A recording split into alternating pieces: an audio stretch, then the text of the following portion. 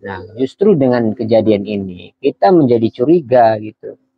Apakah ada yang di belakang menjadi penuntunnya?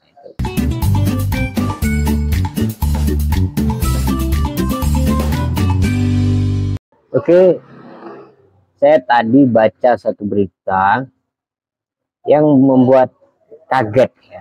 Kenapa kaget? Ini perlu kenapa orang kaget itu karena disebabkan gampangnya adalah ada realitas yang tidak sesuai dengan teori. Kalau di dalam dunia akademis namanya masalah itu kan.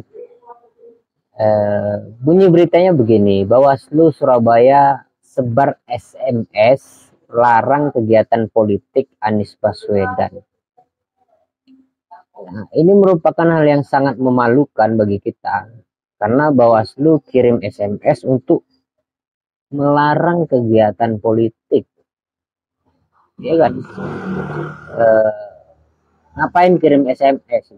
Kirim SMS dan menyebutkan nama Anies Baswedan.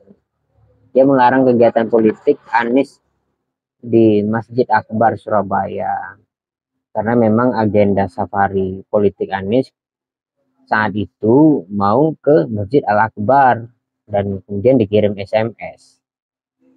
Kenapa saya katakan memalukan ya? Karena sekelas Bawaslu kok pakai SMS, harusnya konferensi pers saja kan gitu, konferensi pers dan sebutkan bahwa politik di masjid itu dilarang. Begini bunyi SMS-nya. Menurut CNN Indonesia, surat Bawaslu Jatim 123 garis miring PM titik 00 titik K titik JL strip 38 strip 03 strip 2003 tanggal 13 Maret 2023 melarang Masjid Al Akbar untuk kegiatan politik Anies Baswedan yang melanggar aturan pemilu. Hal ini dibenarkan oleh Agil Akbar sebagai Bawaslu Surabaya ya, bahwa beliau katakan kami sampaikan kalau tempat ibadah pendidikan ini kan tempat yang tidak boleh dilakukan kampanye, kata Agil Akbar. Hal ini dibantah oleh Janet ya, Janet, bahwa kedatangan Anies ke Jawa Timur itu bukan untuk kampanye, melainkan silaturahmi kepada para relawan yang ada di daerah-daerah tersebut. Karena kata Janet, pendukung Anies ini semakin hari semakin bertambah. Nah, saatnya saya komentar ya terkait berita atau peristiwa itu,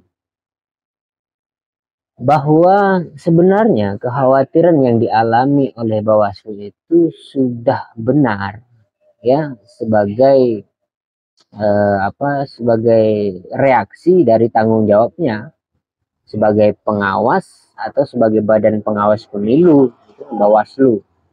Hanya saja yang memalukan adalah larangan itu disampaikan dengan SMS. Buat apa?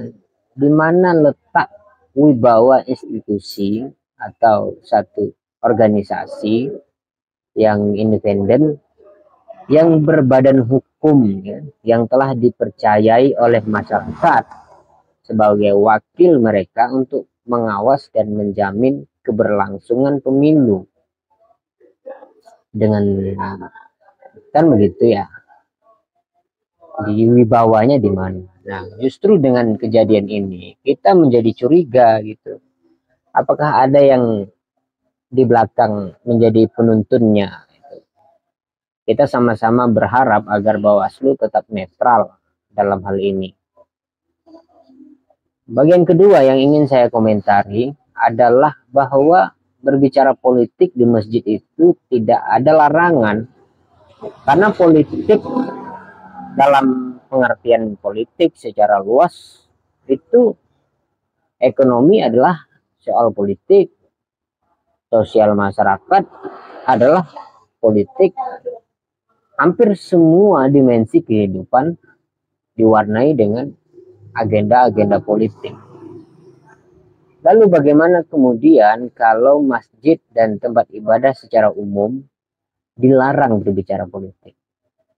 Kita tidak bisa bayangkan kalau di masjid itu orang datang kemudian ibadah dan bubar tanpa ada pembicaraan atau pertukaran informasi dan sebagainya. Pertukaran informasi juga disebut kegiatan politik.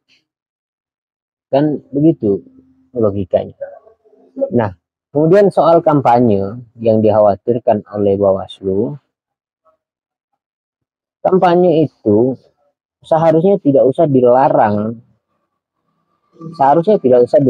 bersafari, mending diawasi saja. Jika Anies Baswedan berbicara soal memilih dia, artinya sedang berkampanye dan tinggal ciduk, ya kan, istilahnya ciduk kan, ya beres urusan.